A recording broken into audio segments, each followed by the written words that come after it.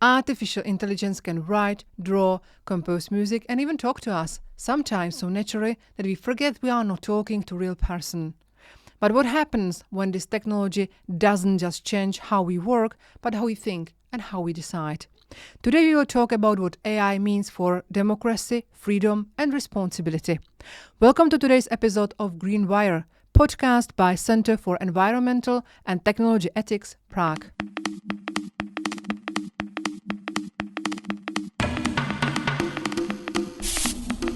Our guest is Professor Mark Coeckelbergh, philosopher of technology and media at the University of Vienna, and one of Europe's leading voices on the ethics and politics of AI. Mark, welcome, and thank you very much for joining us today. Pleasure to be here. Mark, just start to defining what AI is. When we talk about AI, what exactly do we mean? Yeah, AI can be technically defined, so you can, most people mean by AI nowadays the machine learning applications, especially very popular one today is LLMs, large language models that can generate text. But for me, AI is also what people put into it. They put their fears in it, they put their hopes and dreams in it. And so for me, AI is also the narratives about AI and about future.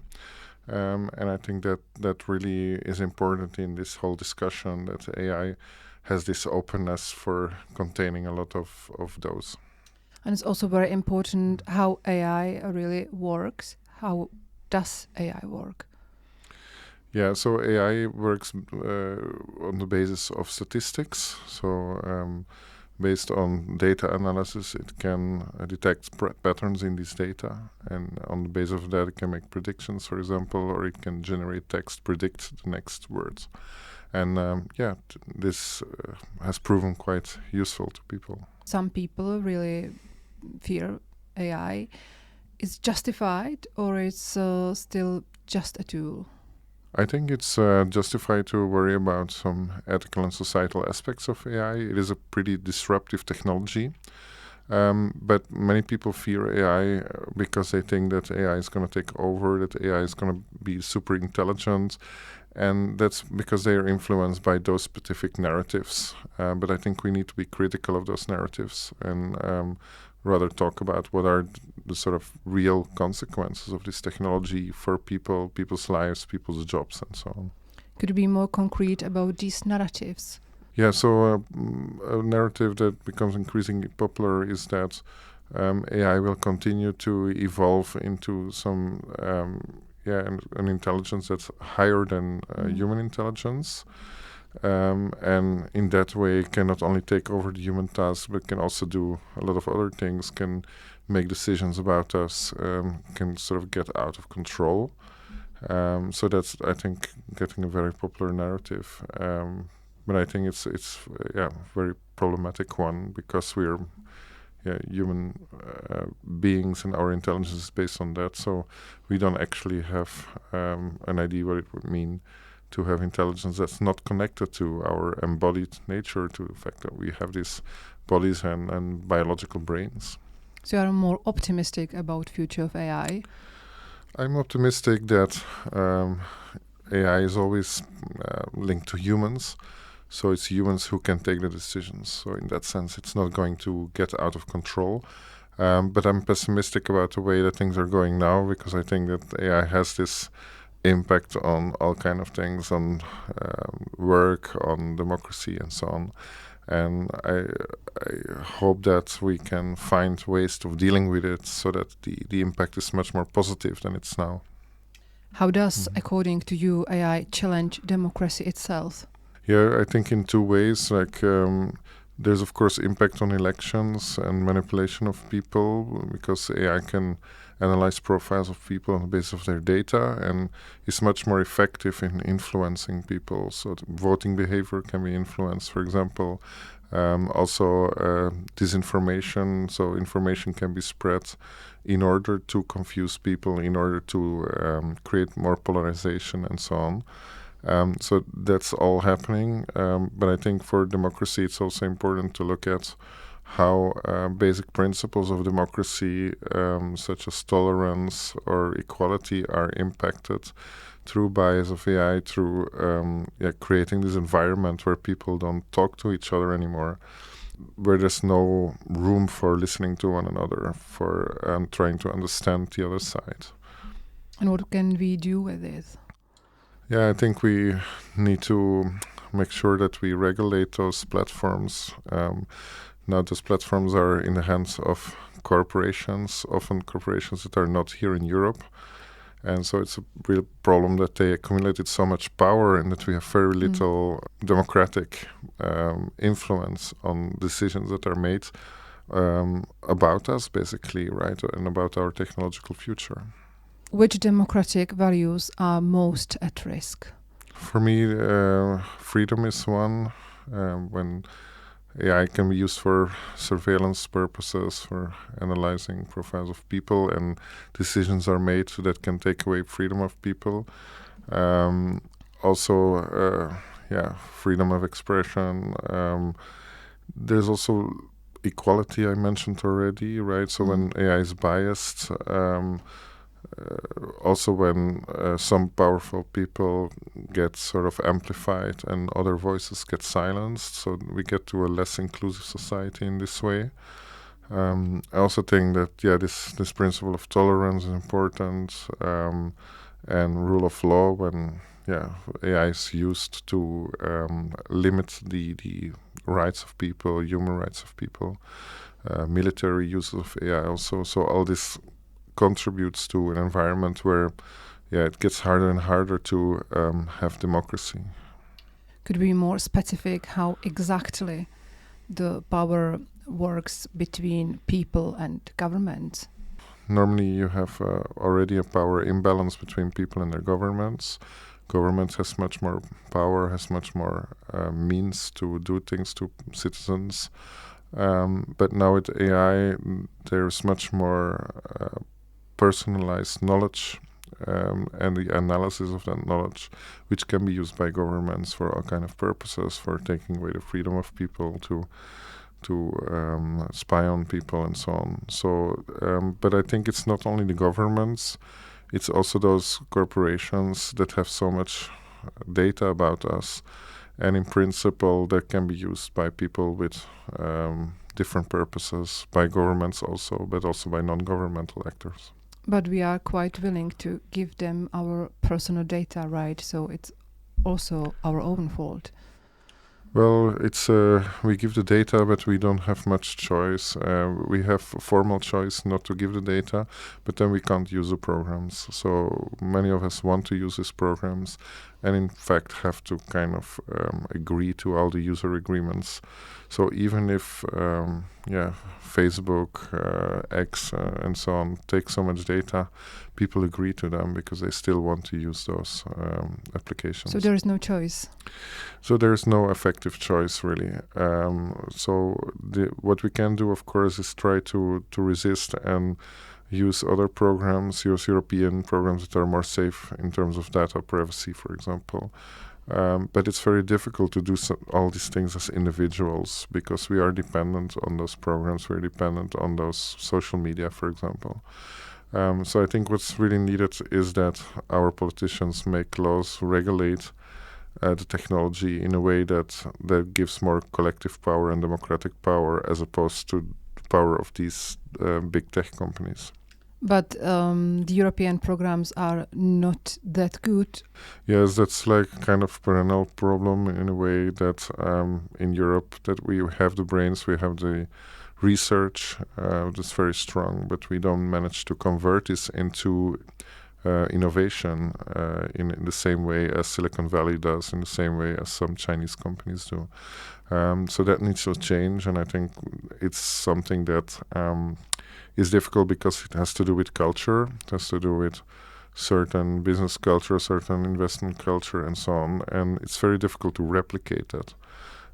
But we have to find in Europe a way to innovate in a more ethical way maybe than some others, but still innovate, still get out these products that people actually want to use. Can I make authoritarian control easier or even lead us towards technocracy? Yes, because I think that those who want an authoritarian system, that they can nowadays have much more information about us through also digital technologies in general. And with AI, this personalization is possible, this profiling of particular people, and it's much easier then also to do something with that information. So I think totalitarianism is easier. Also the fact that there isn't much, there's confusion about what's real and what's fake, about what's true, what's not true. And totalitarian regimes thrive on this. That's already known after the Second World War. Hannah Arendt, for example, pointed in her work on totalitarianism to that. And we see the same today. So we see this information environment that's more confusing, that's more polarizing, that's more putting people in boxes, putting people we against them. And I think that's that's very dangerous because it invites more totalitarian tendencies. It invites fascism also and related movements. So this is something that I'm very worried about. Are there already concrete examples of states using AI to manipulate or control their citizens? For instance, China is often mentioned, but there are others, perhaps in more subtle ways. Yeah, so I think that often China is used as an example, but that's sort of easy to say. But I think in the West also that we have more and more these tendencies. Of course, we don't have full-fledged authoritarian regimes, but what we do have is those tendencies whereby freedoms get slowly taken away, whereby rights of people are in danger also in the current times in these democracies. And I think we are maybe some countries more than others, but we're not really prepared for these dangers because we haven't seen them in recent times, for example, in Western Europe or in the US. But actually now we do see these tendencies via right populism, for example. And then you see that it's possible to also use these technologies for certain people to gain power in a way that undermines democracy. Could you be more specific about how we are stealing our democracy, our privacy, and other things by AI? Yeah, or by using AI with wrong intentions? Yeah, I think it's AI in combination with private data, right? So AI analyzes this data, sees pattern in our behavior, can predict our behavior, and that means like this kind of knowledge can be used for controlling us. So control always needs to be based on information, and that information is much more available because we give these data freely. So the government knows more about us than ever. In 20th century authoritarian regimes, you had to have people who spy on other people. Now you have a kind of automated system of surveillance. And these borders, these limits that democracy puts on this can be easily transcended. So we have to be very careful as citizens, perhaps also helped by journalists to see like where are the borders crossed, where are the moments when rights are endangered with the use of these technologies. And how to do that? How watch these borders? Yeah, what we now have in our democracies is that we have these 19th century kind of institutions, and they're ill-suited to guard these borders. We really need, I think, institutional changes where there are agencies and committees that really very specifically look at the influence of the technologies on democratic freedoms and values. I think there's much too much always the idea that technology is just this means and it depends how you use it, but the technology like AI really enables certain behaviors rather than others, enables certain misuses. So we have to, I think, institutionally have some way to react more quickly, because that's another problem, that the speed is very different. The speed of technological development is very fast, whereas the speed of ethics, the speed of legal protections and balances of power is very slow. So we need to change our institutions that we can more closely react to what's happening today. How does, according to you, AI change how people get information, form opinions, or even talk to each other? AI now plays a big role in the form of LLMs in the way people gather information. So first was search engines and earlier websites. Now LLMs are used for this information, but that information can be false information. So that's a problem when people form their knowledge about the world in that way. Also, when people talk to one another, mediated by this social media, driven by AI, and are encouraged to fight in a way, are encouraged to not listen to one another. So they're just living in their own bubble. They're living in their own bubble, or they just they are exposed to the other's views, but are encouraged to see them as the views of the other, the view of the enemy, the views of them versus we. And that's very dangerous, because then there's no genuine dialogue anymore, no genuine conversation. But how to force people to start to talk to each other again? Yeah, forcing is not the right word, but one can regulate this information environment in such a way that it's encouraged to actually listen to one another. I think if we regulate these platforms and companies, if we regulate these technologies in such a way that, there are some technical ways that this kind of dialogue and conversation can be encouraged, then that's the right way. And can also critical thinking alone protect us?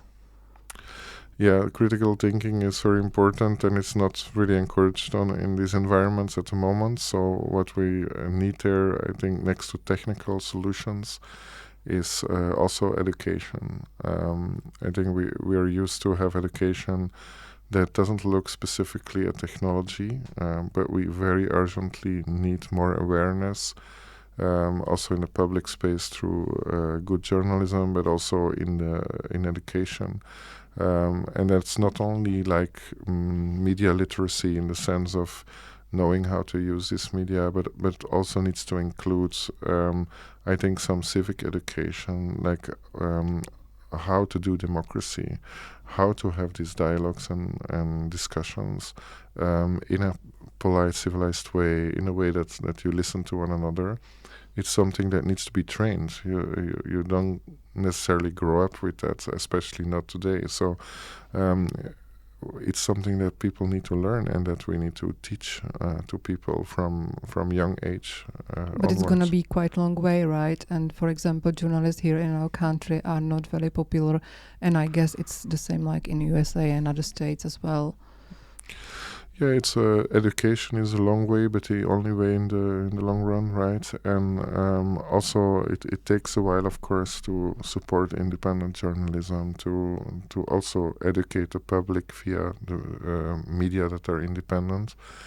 But it's a good way, and at the same time to respond to the fast changes, we need to have that regulation, because we can't wait until this process is accomplished. We need to react faster in order to avoid the worst things now.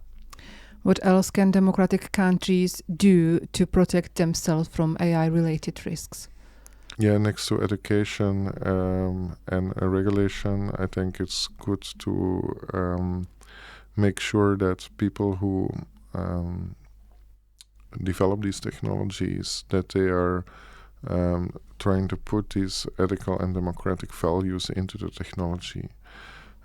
So instead of just letting innovation run as it goes, that one tries to say, okay, what would be a more ethical technology, and how can we already in the development of the technology do this? because then you kind of tackle this problem of speed, right? So instead of just waiting whatever comes out of Silicon Valley, for example, to try already to have the ethics and the democratic legitimacy intervene at the moment of the development of the technologies. Should citizens have more to say in how AI is governed? Absolutely. So if you see how big the impact of technologies is on our society, it's quite amazing that we have so little control of that technological future. So I think democracy, citizens should take back that control by resisting certain things, but also by constructively trying to influence the development of technology. Also by encouraging, for example, civil society to develop technologies that are, okay for privacy, that are good for democracy. So I think a lot can be done, and I think governments could stimulate this kind of initiatives. So not only take the bottom-up decisions, but also stimulate what citizens themselves develop, stimulate citizen science in this area, stimulate also more critical movements in this area. And do you think citizens will have a strong voice in this debate? I think currently there is more this tendency to technocracy, and they don't have a strong voice. So that needs to change. That needs to change partly through education, so to make the voice stronger from that side. But also by improving our democracies. So this whole debate about AI and democracy shows how weak our democracies are, how vulnerable they are to authoritarian tendencies, for example. So if we can improve democracy, then we also can have more resilience as societies towards this kind of less good developments. And do you think people are interested in this kind of dialogue if they really want to discuss what the risk of AI are, or they are just relying it, using it, and don't worry about all these risks and problems of AI? Yeah, I think people more and more sense that there is a problem. But if people are not aware enough, and if people are not really knowing what's exactly going on, then they also won't take action, or they won't really worry about it. So I think creating awareness and having that education about AI is very important, so people can take a more critical attitude towards AI and other digital technologies. How can philosophy help us draw the line between ethical AI and manipulation? That's a good question. So manipulation is a problem that has to do with human autonomy. In modern times we want to assert our autonomy, but at the same time these algorithms, they enable to undercut that autonomy by influencing unconsciously our choices. For example, by recommender system when we buy something online, or also our political choices. And philosophy can help to make explicit this ideal of autonomy. What does it mean to have autonomy? And it can bring concepts. For example, one concept is nudging, where there is this unconscious influence, but where the claim is like, well, it doesn't impinge on our liberty. But I argue that it does so in the sense that it undermines that autonomy. So even if no one forces you, for example, to buy something, you're manipulated and influenced to buy it. And this kind of same principle is used also for political purposes, for example. And I think it's very dangerous because it gives people the illusion of freedom.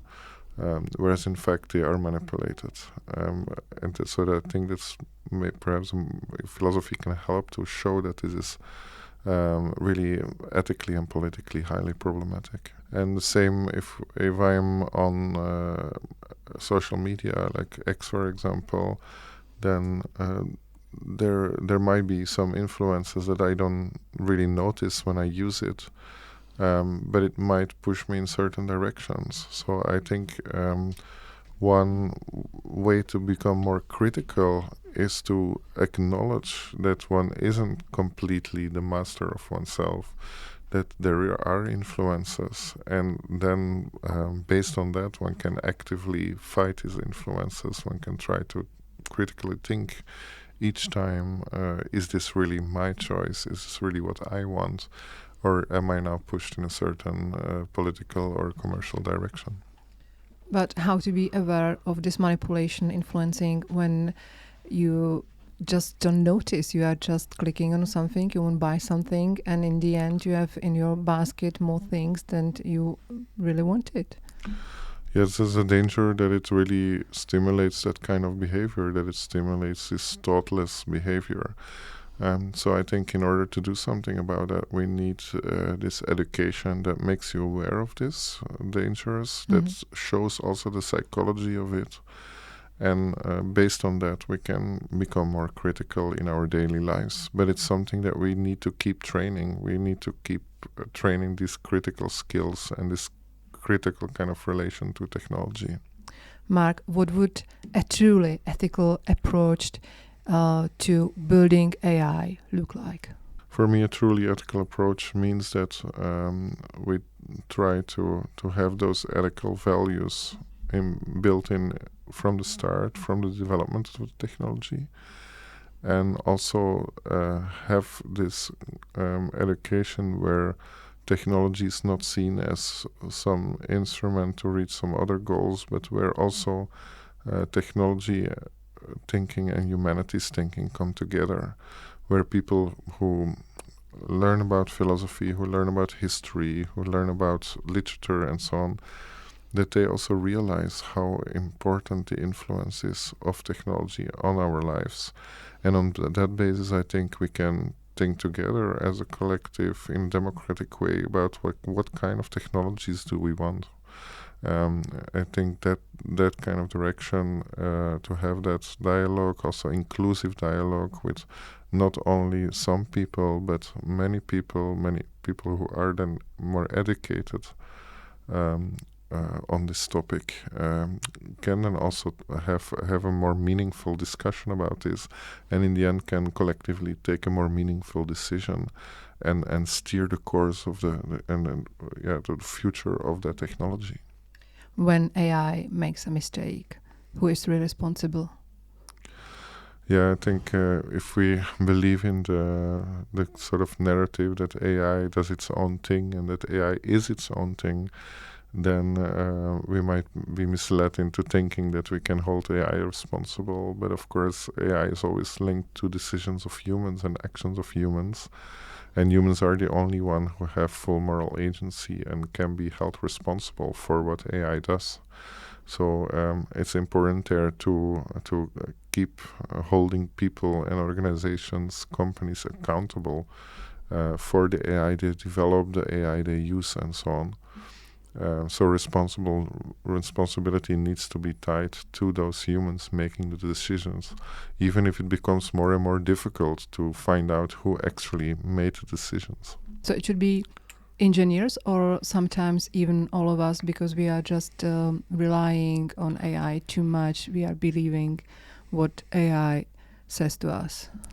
Yeah, I think it's both. It's the engineers and also the managers and the companies that make decisions about AI. But it's also the users. Like often in debates about responsibility, the user is seen as this innocent victim. Yeah, and, right. Partly it's true, but partly it's also not true. Partly we can make better decisions and make better uses of AI. And I think, again, with the right education, we can act more responsibly there also as users and exercise that responsibility, because we have some power there, and we can change the way we relate to this technology and the way we integrate it in our lives. And do you think we are willing to be responsible for that? Well, that's a good question. So one problem that we have in modernity already with bureaucracy, for example, as Hannah Arendt pointed out, but also in this kind of technological environments, is that we're almost actively encouraged to evade responsibility, to say that AI is responsible in this case, but also to blame others always for what happens. So, of course, we should take responsibility for what we decide and how we use technology, next to taking more collective action to make sure that those who are perhaps more responsible than us, that they are also held accountable, that they also develop the technology in a more responsible way. So yes, we should absolutely try not to evade our own responsibility, but our role in the story is smaller than some people in the world who decide about our future and our technologies. AI systems learn from human data, and that means they also learn our biases. Why is it so dangerous? There was already bias in human societies before AI, but what happens now is that bias is taken up through the data and is amplified and is distributed through the uses of this AI. So, for example, if it was the case that in hiring practices that men were relatively hired more than women, had more chances to be hired, then these historical data are taken up by the AI, and the AI learns, so to speak, that men should be hired more than women, and so this bias gets reproduced, and the unjust past gets reproduced in that way. And what are the most common bias that AI produce? One is this gender bias that I just gave the example about, but also racial bias, for example, with image recognition that works differently for different ethnicities. But there's also all kind of bias having to do with social policies, for example, that certain groups of people keep being discriminated in spite of what people say, but through the technologies that some people have less chances than others. So there are many ways in which certain people, certain groups get discriminated based on data analysis. You have mentioned jobs and work and biases, but also people are usually quite worried that if AI takes over many of our jobs, how will that change the way we think about work, free time, and maybe what's the meaning of the life as well? Yeah, it's a very good question. So some promise that AI would take over the jobs, but that this would leave us more free time, more time for ourselves, to develop ourselves, to enjoy life. But if you look at history, all the automation changes have rather led to more work and less pleasant work in a way. You can see it, the whole evolution with digital technologies. For example, with email was supposed to make things easier to send messages to each other, letters and so on. But in practice, it has made work more difficult, more harder. And we are getting more emails than we are letters. getting too much emails. Yes. So and similarly, I think AI. Yeah, it will enable us to do some things quicker, but then also more is expected of us. And so my experience is that it makes work harder rather than less hard, and this leisure society that was promised to us never came. So I'm very skeptical about such claims, and I think that we need to make sure that AI is used in a way that doesn't make work harder or more tedious. We also should watch out that we don't give the most creative tasks to AI and the most boring tasks to humans. And in general, it's true that this discussion then makes us think like, okay, what is the meaning of work? Imagine that it would be possible to work less. Would this be a problem? Can work also be meaningful? Can be a good thing? And what is the place that we want to give work in our lives? So it is an interesting philosophical discussion, of course, then in the end about the meaning of life, what makes life meaningful, and can work be part of that. So in the best scenario, we will be working in more creative way, and we have more time for ourselves, right? That's right, and I think it's not just free time to enjoy and relax, but I think it also, given that most people think that creative work, for example, is meaningful, it would be great if we can do that with AI, perhaps even, but that we can still do that, and that we don't delegate it to machines. What role should philosophers and scientists play in guiding policymakers? Yeah, so I think it's good that given the complexity of these technologies and their influence on society, that there are experts that can advise governments, advise politicians. I also take part in that. I was in the European Commission expert group for that, and also now in national places in Austria and Belgium. I think it's very important, but these experts shouldn't decide, including philosophers, shouldn't decide about the future of society. So the decisions should be made by citizens and their representatives.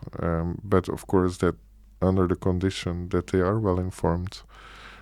Because it's true that I'm against technocracy, but it's true that some expertise is needed, and so that's the whole point why I also keep stressing that education.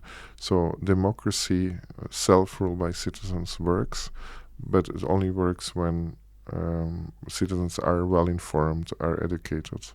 And if that's not the case, it is a problem, and you get this kind of elite systems. And do you think that politicians are willing to listen to scientists, philosophers?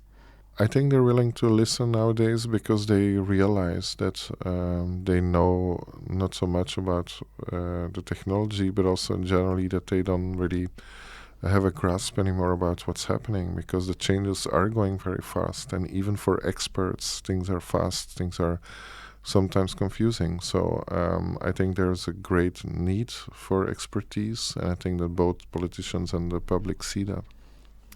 And finally, if democracies could take just one urgent step in the next 5 years regarding AI, what should it be? Very important step is to really make a huge jump in the education about digital technologies. So in education general. is the key. For me, absolutely. I think that we need this urgently, and that presupposes that we also do research on this, that we also train the teachers, and that we have a process of collective learning in society where we learn to better deal with this technology, to use it more for empowerment, for democracy, rather than letting the technology undermine it. Do you think that AI can ever make democracy stronger, or will it always be a threat? I think it can definitely help to make democracy stronger if we use it to support deliberative processes, for example, if we use it as a tool to empower people, also people who are currently maybe don't have such a strong voice and don't have opportunities. So it can help, but we should have a framework in place that limits the bad effects it currently has. Mark, thank you very much for joining us today.